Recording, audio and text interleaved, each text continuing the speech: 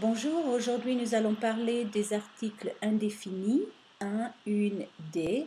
Par exemple, grand-père a acheté des cadeaux pour ses petits-enfants. Donc nous allons voir comment utiliser ces articles. Alors d'abord, qu'est-ce que c'est qu'un article indéfini? On les appelle indéfinis, pourquoi?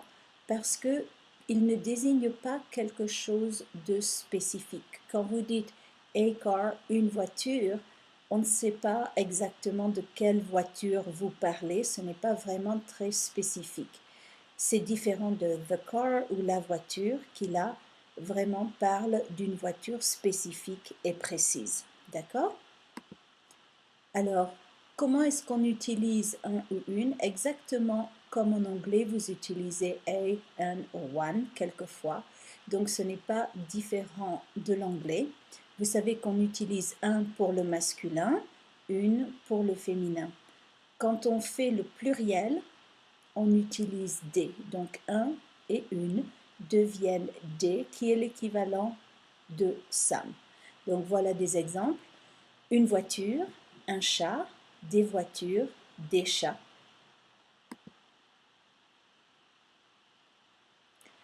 Maintenant, regardons ce qui se passe quand on a des phrases négatives. Donc, si vous avez ces articles avec des négations comme ne pas ou même simplement pas, ne plus qui veut dire any longer ou no longer, ne jamais qui veut dire never, eh bien un, une et des deviennent de ou des apostrophes.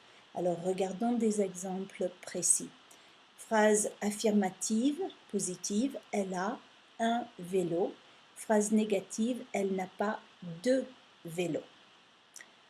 Autre exemple, tu conduis une moto. Tu ne conduis plus de moto. You're not driving a motorcycle any longer. Donc, vous voyez ici que une devient deux.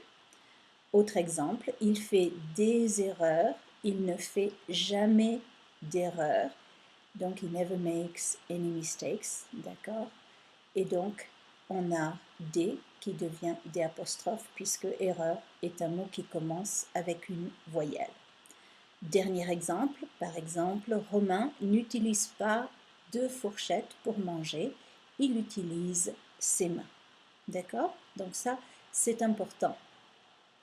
Et le dernier détail en ce qui concerne les articles indéfinis, c'est que oui, un, une et des deviennent deux dans des phrases négatives, mais pas avec être. Donc si vous avez une phrase négative avec être, vous gardez un, vous gardez une et vous gardez des. Regardons les exemples. Ce n'est pas un livre intéressant, d'accord? Ce n'est jamais une solution d'utiliser la violence. Ce ne sont pas des fraises, mais des framboises. Voilà, j'espère que ça clarifie les articles indéfinis pour vous. À bientôt.